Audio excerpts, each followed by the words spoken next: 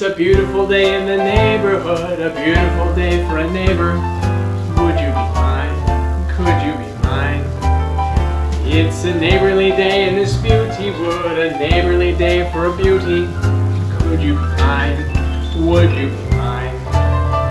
I have always wanted to have a neighbor just like you. I've always wanted to live in a neighborhood with you. So let's make the most of this beautiful day. Since we're together, we might as well say, would you be mine? Would you be mine? Won't you be my neighbor? Won't you please? Won't you please? Please, won't you be my neighbor? Hello, neighbor. I'm glad you're back with us. This week, we're going to talk about energy. Good morning, everyone. I want to thank Max again, who's actually here this week, so you can all make him feel super special and super embarrassed for being willing to do that bumper video for us. I can probably guess we're totally ripping off Mr. Rogers' Neighborhood this series as we seek to bring it into the context of what it looks like to be a good neighbor when Jesus talks about being a good neighbor. We're in week 2 of Won't You Be My Neighbor? And we're actually digging into more of the how. How do you show love for someone? How do you actually be a good neighbor to people? If you've never been to here at Epiphany Station before, there's a couple of things I want you to let you know before we get going. The first, the program that you handed as you walked in was not just so you could get Max's autograph. It was actually so you could use the notes on the inside of the program as we follow along with the message. You can use the inside middle page. That's going to be the questions you're going to find at your GPS group that you're a part of, because you're all a part of one. And finally, this slip of paper on the far right-hand side is our connection card. This is the number one way in which you can communicate with us here at the church. You can let us know anything and everything, good and bad. If you've got prayer requests, care requests, you want to tell us something about your experience here or something you want us to help you with, we would love you to jot down your information on this connection card, and you can fold that up and you can put it in one of the 2 red boxes as you leave today.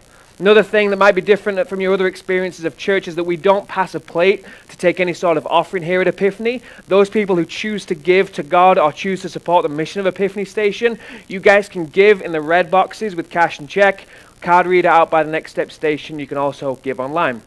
So like I said, we're in week 2, but last week we talked about how Jesus made it seem like a pretty big deal that loving people meant a lot.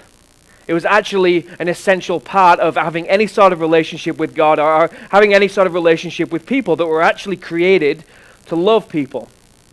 When he was asked by a guy, if you were to take all of God's story, like all of the Bible, and just kind of squeeze it and juice it and take the essence out of it, what would it be? And he said, it's to love God and it's to love people.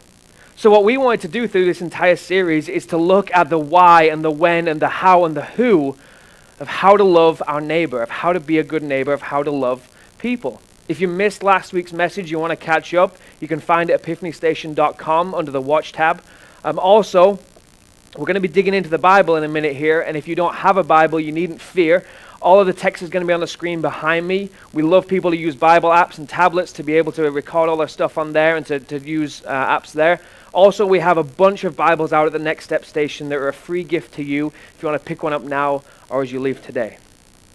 So last week, as a quick summary, so that you don't feel like you have to go and watch it, what we found is as Jesus introduced this idea that loving God and loving people is important, he said, and to love people, it's looking like you should love everyone. And you should love everyone with compassion. You should love everyone with compassion because God loves everyone with compassion. And he tells this story about what we now call the Good Samaritan. Now, for my ease and for speed's sake, I'm no longer going to refer to him as the Good Samaritan because it takes too long to say Good Samaritan every time I want to say Good Samaritan. So we're just going to call him Sam because it makes so much more sense. So Jesus tells this story about Sam to try and highlight the who, the what, the when, and the why of being a good neighbor, of actually loving people in practice and in action. So what we're going to do is we're going to dig into that story a little bit further today, and we're going to be in the book of Luke, chapter 10, starting off in verses 30. So this guy, after saying, what's it all about? Jesus says, love God, love people. And the guy says, yeah, but love which people? And it says, Jesus replied with this story. It said, a Jewish man was traveling from Jerusalem down to Jericho, and he was attacked by bandits. They stripped him of his clothes, beat him up, and left him half dead beside the road. By chance, a priest came along, but when he saw the man lying there, he crossed to the other side of the road and passed him by. A temple assistant walked over, looked at him lying there, but he also passed by on the other side. Then a despised Samaritan, Sam, came along, and when he saw the man, he felt compassion. Going over to him, the Samaritan soothed his wounds with olive oil and wine and bandaged them. Then he put the man on his own donkey and took him to an inn where he cared for him. Now, what we learned, like I said last week, is that we're supposed to love people with compassion. The first thing I want to talk about this morning is how compassion is not the end, it is a means. We do not finish our love at compassion with a feeling, because love is not just compassion. If you are taking notes, that is the first one in your program, is that love is not just compassion. If it were, Jesus' story, his parable of what love really looks like and love people, would finish at the moment it said, and Sam felt compassion for him. But it doesn't finish there, it continues. There's more to the story because compassion is not the end of loving someone. Now, I think the problem that a lot of us have, not you guys, but me, is that often our love for people only goes as far as feeling, only goes as far as emotion, only goes as far as we can stretch out our compassion before it starts butting up against something else. And you guys know this because you know the desperately awkward moment on either side of the conversation when someone says, hey, how are you doing? And what they really want is fine, but either you or the person you asked says, I'm not doing good. And right then the alarms go off and you realize that you're not talking to a Norwegian, and instead they're actually going to want something from you. They're going to want more than just a fine, glib answer. And when they say, I'm not doing well, I'm about to be evicted from my home, my spouse just left me, I'm dealing with this addiction, I'm horribly depressed, I'm thinking of ending my life. When they say that, it becomes painfully obvious to us that what we were originally planning to offer, the compassion, that's not going to be enough. Now, I'm not bashing compassion because compassion is good. We talked about last week how it is good. It is good because it is godly. Luke 6:36 says, you must be compassionate just as your Father is compassionate. So don't get me wrong here. Like, having those feelings and emotions for people are not a bad thing. But love is more than a feeling. It is more than just having compassion from people, then going on your way. The second thing we see from the story of Sam is that love is intentional. Love is intentional. You see, love has always and will always incite and excite physical responses from us. You know what I'm talking about. I'm talking about the first time you felt butterflies. You actually felt like you loved someone, and your body naturally says, warning, this person has a detrimental effect to your health, run away. But we're like, hey baby, what's going on? It's like that scene in the movie Inside Out where the boy sees the girl and everyone's just running around, everything's on fire, screaming, girl, girl, girl. But when we have love for someone or something, it already invokes a physical response internally, sometimes externally if you're a drooler. But it invokes something about you. But very often, when we have that love for someone, and we're not intentional about it, we don't effectively communicate that love. We can just kind of lose ourselves and we just melt and we slur our words. It's the pinnacle of why young girls on the playground, this might be an English thing, but they go up and kick a boy in the shins and say, I like you, and then run away. Because often when we do have that love for someone or something and we don't know how to communicate it, we do lots of weird and stupid and ineffective things. And the person on the other side doesn't actually hear that we love them. If we want to love people, which I think we do, we have to be intentional about how we go about loving someone. If you love someone, if you have someone you want to make your mate or your partner or your spouse, you do something intentional. You do change your behavior a little bit. You try and hang around them more. You try and look cool. If you've got it, and some do and some don't, you strut your moves on the dance floor, and that's what works. Because, no, honestly, strutting around like a running peacock actually works for some women, and they go crazy for it. Don't you, Jackie? I didn't get her for my charm and good looks. But if you love someone or you love something, you change how you act and you're intentional if you really want to go get it. Not just with a partner, but if you want to be in the NHL, then you'll invest and you'll devote time and energy to being an amazing hockey player.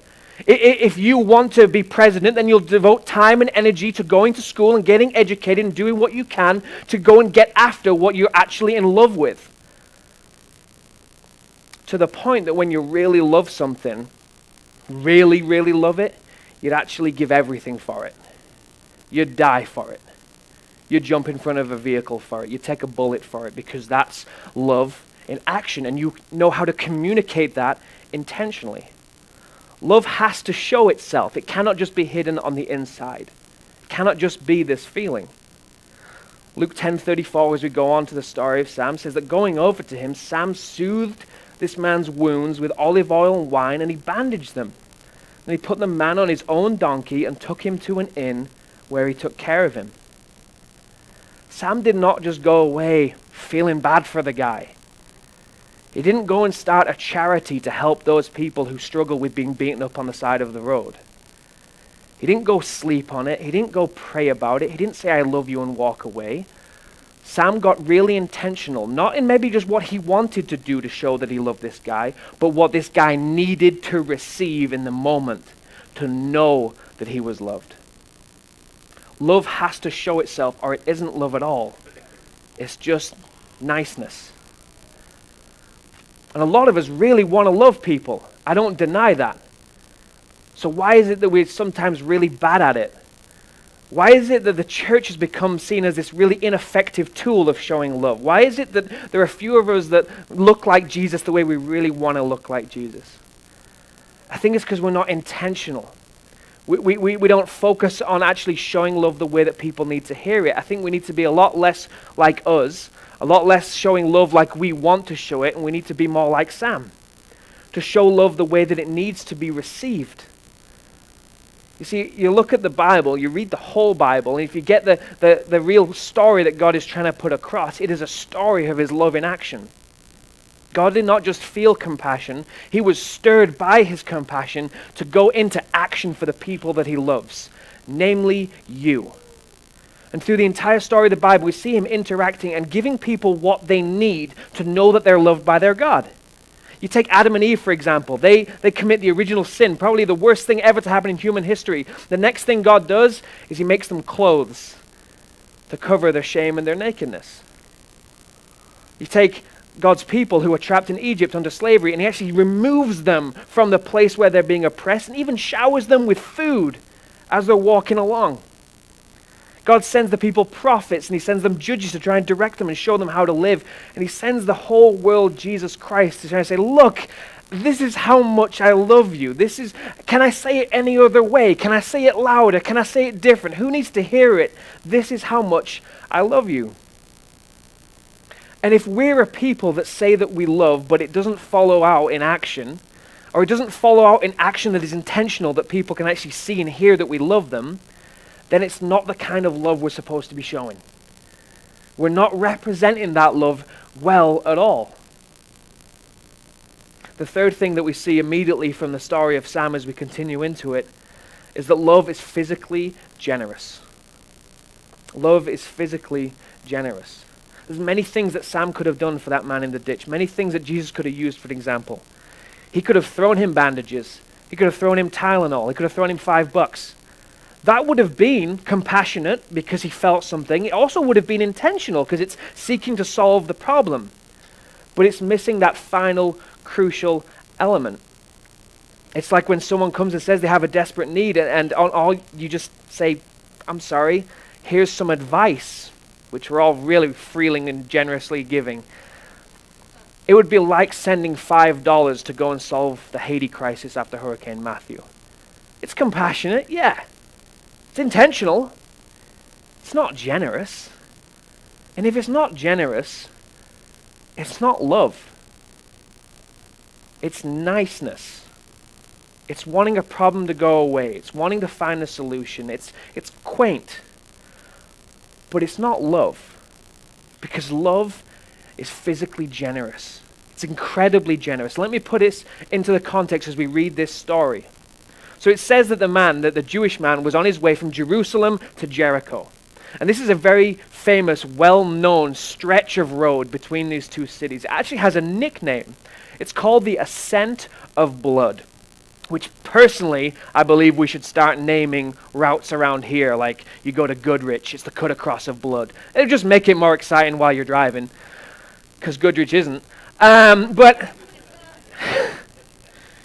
it's called the Ascent of Blood for a couple of reasons. It's called Ascent because there's an incline between the two cities that you have to climb, and it is known for its bloodshed. It is a very hazardous trail. It is known for bandits. It is known for robbery. It is known for murder. That is where Jesus tells a story, fully in context of a physical place that this man would understand. Look, he was going down the ascent of blood, and what happened to him is what you've heard happens to people all the time. And in that dangerous place, like walking through the bad neighborhood of an inner city, it starts to make a lot more sense why the first couple of guys walk on. Because if you find someone in a bad part of town beaten up on the side of the road, you don't first think to yourself, how can I help this young man? You think to yourself, where are the bad guys? Where are the bad guys? Because this is fresh stuff, and that means they could be close. So it starts to make a little bit more sense why the priest and temple assistant are like, I'm not hanging around. This is bandit country. I'm out of here. It's not rational to stick around. But love isn't rational. Love makes you do stupid stuff in the name of loving someone else. It calls you to do the unsafe, the nonsensical, the sacrificial, and the generous. And as much as we just attribute that to romantic love, as that's the kind of love we'll show that person or that one or maybe our kids, God's talking about that kind of love for strangers. That you would do that for someone that you see, that you've never met before, but you see the need in the moment. That is the kind of love, physically generous love, that has Sam hopping off his donkey, getting down on his hands and knees in the mud and the blood, picking the guy up, soothing his wounds, hoisting him onto a donkey, and walking him out of the ascent of blood. Walking him out of the danger zone. That's not normal behavior. It's not rational. It's inspired and spurred on by a compassion and a desire to show love the way that we want to be loved. That's why Sam does it. And it's intentional and it's horrendously generous to do that, all the while knowing that he himself could be beaten up any second. That is our example. That is the story that Jesus chose to tell to depict physical generosity, physical love towards strangers, neighbors, friends, and family. And I think it's because if we really want to love people, we have to understand what we all too often don't understand. It's how God loves people. And God says to love people, you have to love people with physical generosity. It's probably not going to happen that you're going to be walking out of Holiday gas station and laying there in ditch one, you find a guy beaten up. That's not going to happen anytime soon, hopefully for you. So how does this translate to anything that we see, anything that we come across? Where are our opportunities to show this kind of ridiculous love to the people that we meet? Well, have you ever looked at your spouse and realized that they need you?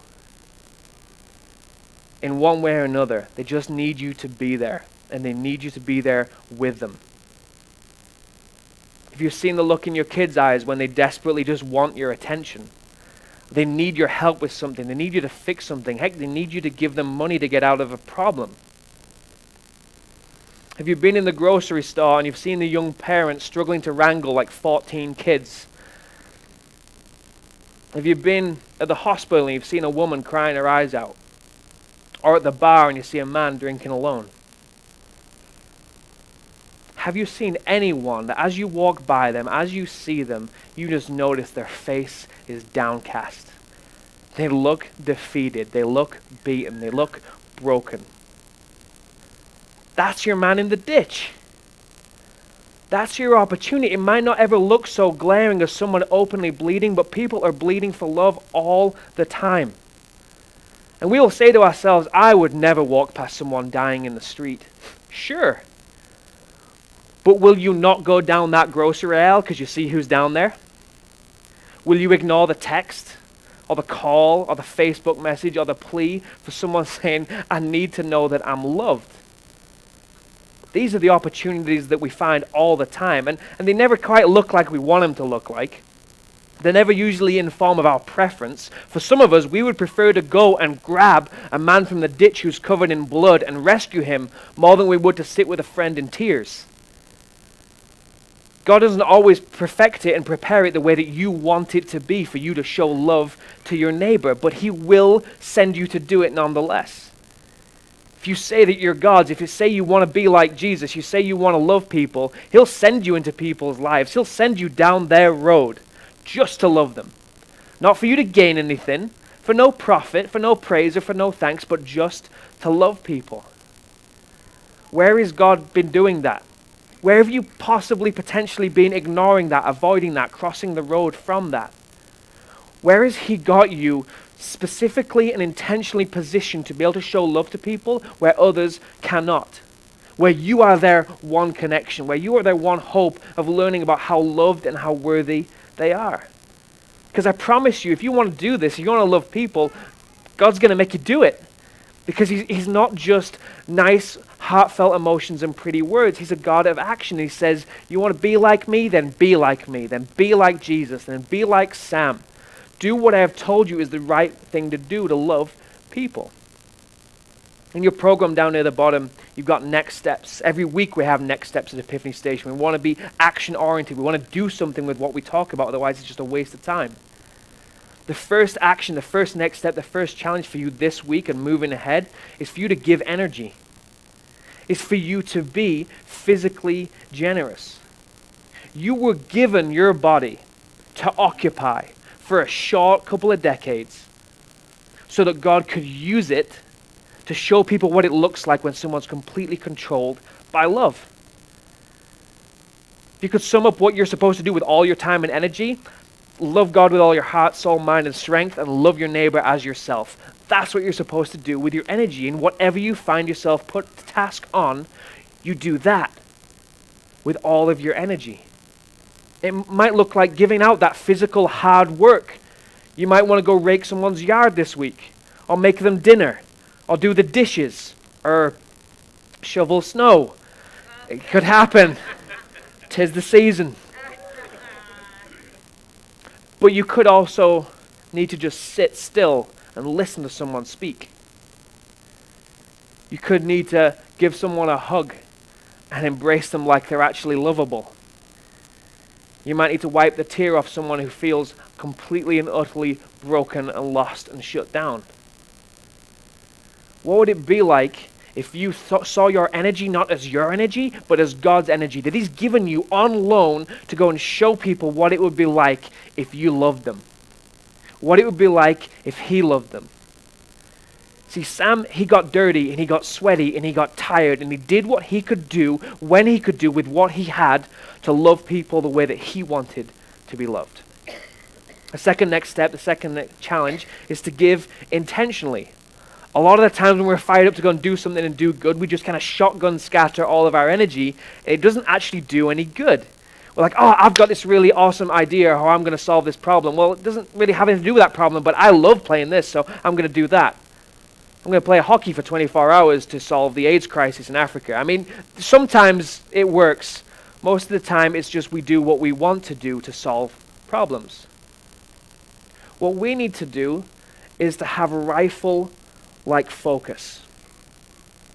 When we have our heart wrenched, the compassion is being drawn upon, we're being called to action, think about it. How would that person actually be able to receive love from you? What could you actually do that would change their circumstances? Not look good, not get you praise, but what could you actually do to show them love? Sam did not go by this guy in the ditch and give him a flyer for self-defense classes in the next town. He did what the guy would actually know was love. He stopped, he made a plan, and he did good. So go and do good. The third next step and the third challenge is to give generously. Sam didn't dive into this thinking, what is this going to cost me? He came in with the attitude of, what is it going to take? And what can I do to help? I recently read about a 2010 census that says there are some 6,000 Christians in Pennington County. 6,000 of us. I think that's a lie. Because I think if that was actually true, 6,000 out of 15,000, our communities would look remarkably different. Now, I'm not here to poke and to jab at other people who call themselves Christians.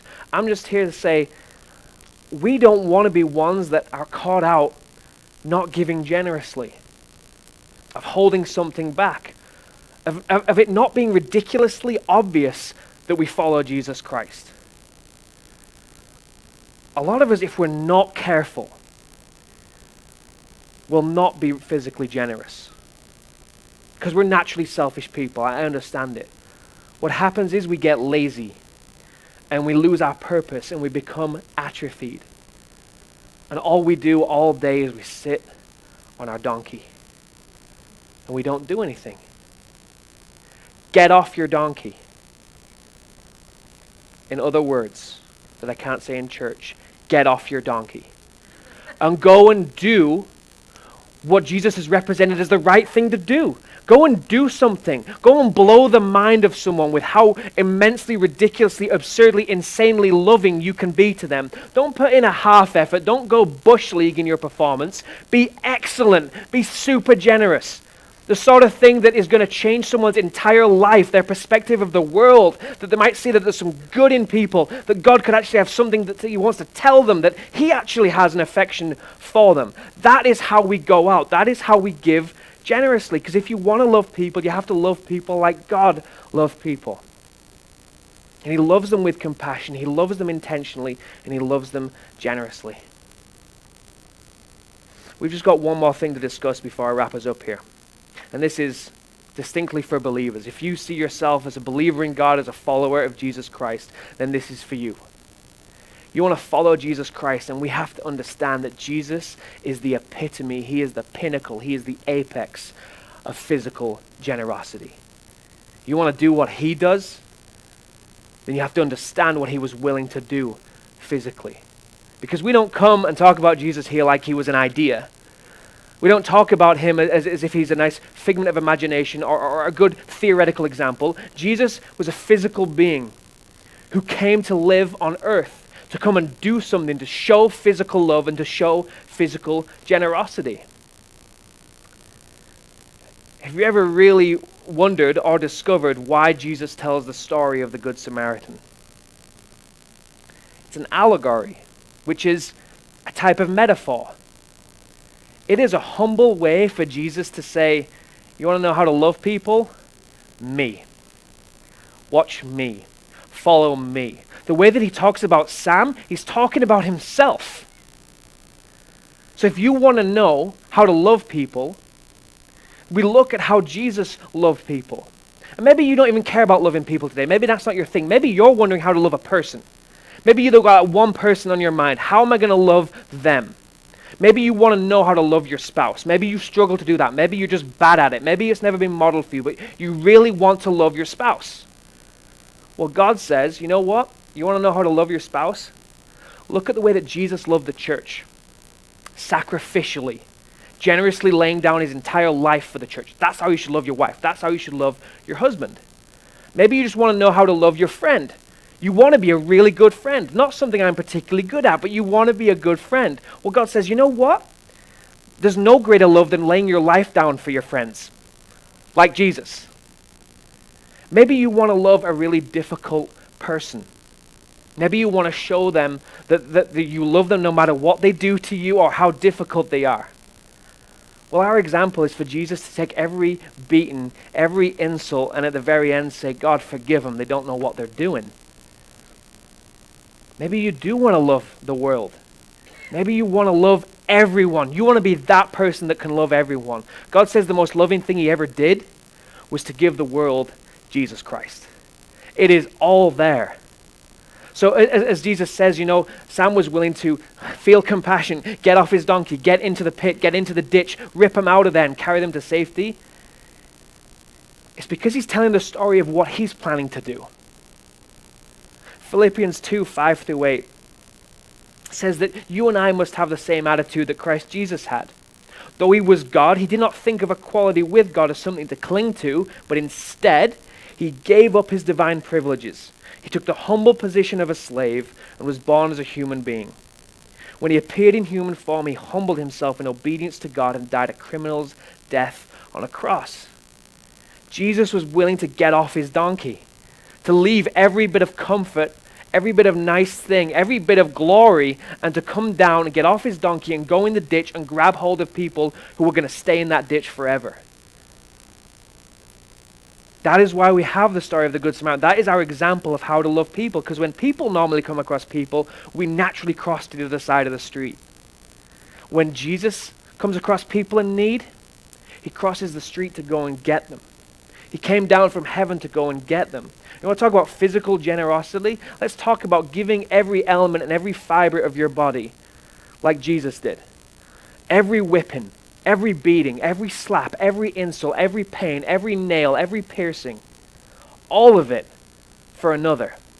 Not just for another, not just for others, but for people that didn't even love him. Like despised Sam. For people that didn't even love him, but just he knew they needed it. He knew that they needed his love. Jesus is this pinnacle of compassion and the apex where compassion and action meet. This is why we love God. Not because of some nice idea of who Jesus was, but because Jesus was real and he did what he did. It's why we worship. Because we know, and God knows, and Jesus knew that action speaks louder than words. And saying you love and saying you care doesn't mean a thing if it doesn't follow up with action. See, the one thing that Jesus made a huge deal about us remembering, like in his time on earth, he made a really big deal in particular about one thing. It's like, I need you to remember this. It wasn't God loves you. It wasn't do good things. He actually left a tradition behind that said, I need you to do this regularly together as a body of believers to remember this one thing, to remember physical sacrifice. We call it communion. We call it communion. Your experience of communion is probably different than mine. Different churches do different things with it. We talk about it in different ways. But here's what communion is, and here's how I want you to see communion in the light of physical generosity. What Jesus actually said is coming towards the end of his life. He says, you're going to have to remember the sacrifice. If you don't remember the sacrifice, this thing is going to go tepid real quick. So I'm going to need you to put this in front of you all the time. You're going to take some bread and you're going to break it. And you're going to share it out and you're going to eat it and you're going to chew it and you'll swallow it. And every time that you do that, you're going to remember what the bread stands for. The bread is going to represent that I went into the ditch. The bread is going to represent that I went and did and sacrificed and gave everything, and I came in a human form to do it. You're going to remember my body. And then he says you're going to take juice, you're going to take wine, and you're going to put it in your mouth, and you're going to taste it, and you're going to swallow it, and you're going to drink it. And while you're doing that, you're going to remember that every ounce of my blood was poured out to soothe your wounds, to heal the damage that has been done to you because of sin. And those two things together, you're going to remember that I am on offer to carry you out of the ditch. I am on offer, physically waiting to pull you out of the pit that you sit in. This is the type of love that God wanted us to remember, that Jesus made sure we remembered. And it's why we love God. And it's why we then choose to love people. Because we've received it.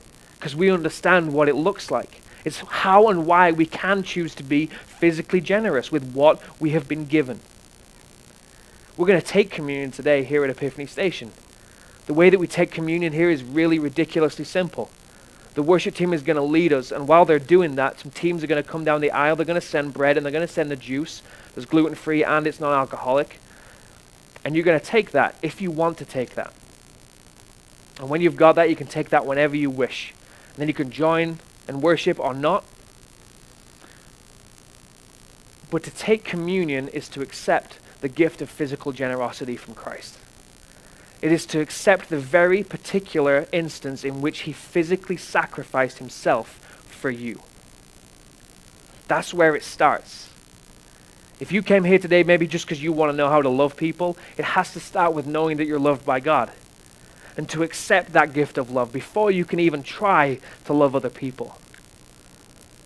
If you're ready to accept that, if you're ready to make that decision, then feel free to take communion with us today.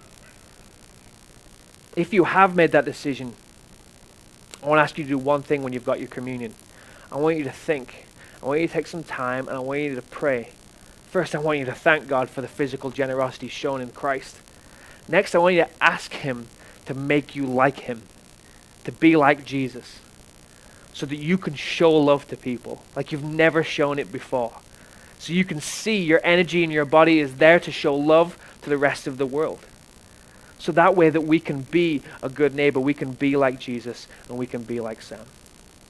Would you guys all please pray with me? Father God, we thank you that we are recipients of your amazing generosity, that we wouldn't even know how to ask for you to sacrifice your son for us. We thank you that you've already done what needs to be done for us to receive your love, for us to be made right with you. So help us to understand that for the first time or in a new way, in a new understanding of what it actually took for you to love us and for you to be like a good neighbor to us by showing us this kind of forgiveness and generosity. God, we want to be followers, we want to be believers, we want to be a church that is absurdly generous. And as we talk about physical generosity, God, I want you to turn us into just this active agency of you. Through how we can serve people physically in working hard or sitting just being with them and being present. That we get to love people because you love people. So we ask you to do that through us and in us, and just for you to challenge us, for you to go before us, for you to push us from the side, push us from the back, just to push us into opportunities to love. In Jesus' name we ask.